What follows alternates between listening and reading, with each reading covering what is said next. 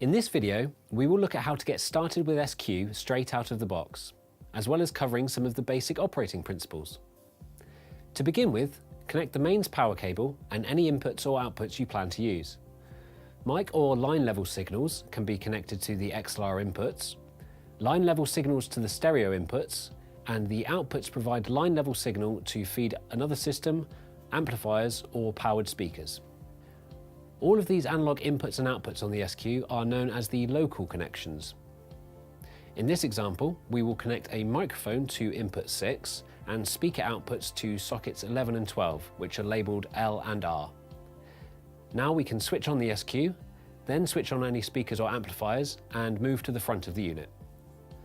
The blue LEDs show boot progress, and it's only a few seconds before the SQ is ready to go. Initially, we are met with the SQ home screen. This is displayed when no other screen is selected and is where we find the shutdown button, the lock button, and a shortcut to the brightness controls. We can also see which firmware is currently running. So there are two main things to remember with workflow on the SQ, and in fact any Allen&Heath digital desk. Press a blue mix key to show and adjust send levels on faders, and select a channel to start making adjustments. You can select one mix and one channel at a time. To select a channel on the SQ, just press any of the green cell keys.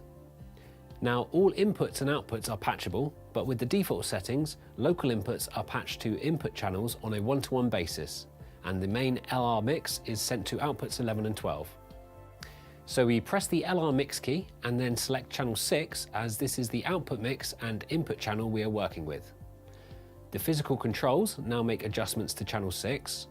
The channel fader controls the send level to the main LR mix, and the master fader controls the main LR output level.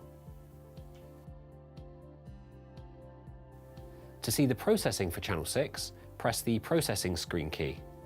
8 channels are shown in the overview, with channel 6 highlighted. To view a section of processing in greater detail, just touch it and get back to the overview either by touching it again or pressing the processing screen key again. In this example, we will not apply any processing such as EQ or dynamics control, but we do need to adjust the gain.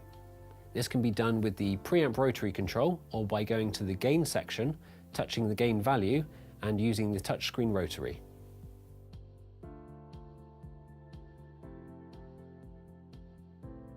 The preamp section is also where we can switch on 48-volt phantom power for things like condenser microphones and active DI boxes, or switch in the 20 dB pad, which will be needed when using line level signals with the XLR inputs.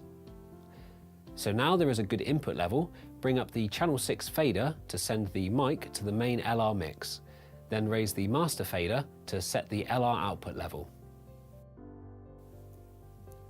So that gives a quick overview of how to get the SQ passing audio, but I'll also take this opportunity to quickly explain the shutdown process.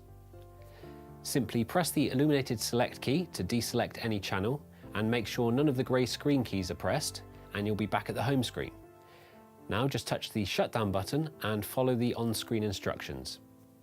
Finally, switch off any amplifiers or powered speakers before turning off the SQ.